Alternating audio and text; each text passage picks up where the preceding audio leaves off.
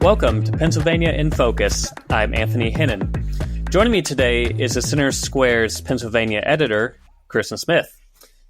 Kristen, we're looking at the cost of Medicaid and state waivers. What exactly are we learning from the budget hearings? The Department of Human Services went before Senate lawmakers this week to discuss a lot of its funding priorities that are in the upcoming budget. But the biggest concern for lawmakers was something that's actually not in the budget at all, which is this very extensive waiver that DHS has submitted to the Center for Medicare and Medicaid Services to significantly expand programs that DHS offers and even add some new stuff.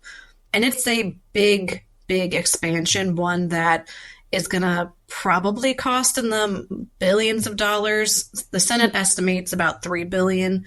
DHS won't commit to that number because they say, we have no idea. We haven't heard back about what's approved and what's not. But you have to think about it on top of that price tag.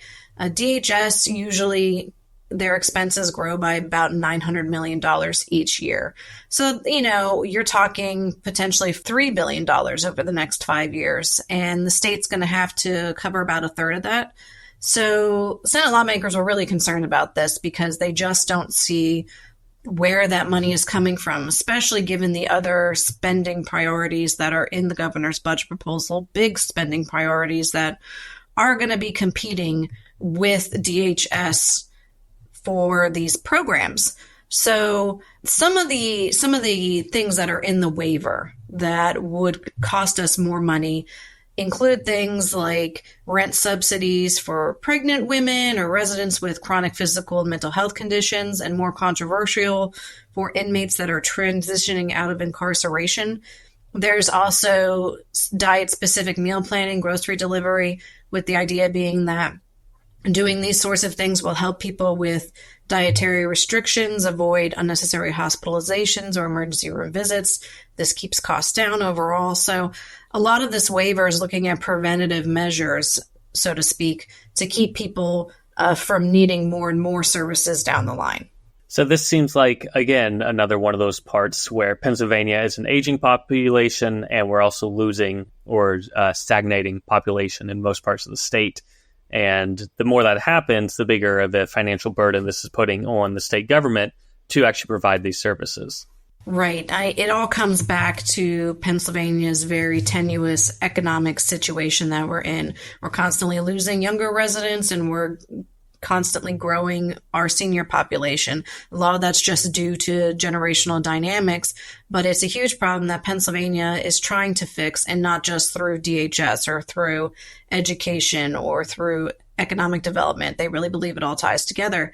And in this case, in DHS's case, we're talking about statewide medical and medical assistance programs for all Pennsylvanians, and that comes with an extensive cost, and it's for low-income people who everybody argues they deserve help, they need help, and the state wants to help, and that there are positive outcomes associated with these programs. However, somebody's got to pay for them, and sure enough, if we had the deepest pockets in the world, I think lawmakers on both sides of the aisle would be passing all of these programs. But the fact of the matter is that the state's probably, according to the Independent Fiscal Office, looking at a budget deficit of $4.2 billion in the coming year.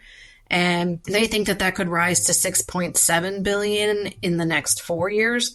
So that's a lot of money. And that's just with existing policy. That's not with any of this $3 billion or extra $900 million each year, or the education spending. This is just, if we pass this budget and then did nothing else for the next 4 years, this is how our expenses would grow. And this is, how much money we would have to need to make up the gap that, given something radical, Pennsylvania presumably will not have.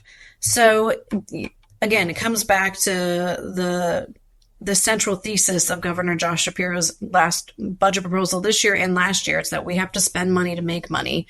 And Republicans, particularly in the Senate, see this as a really risky and unreasonable position to be coming from.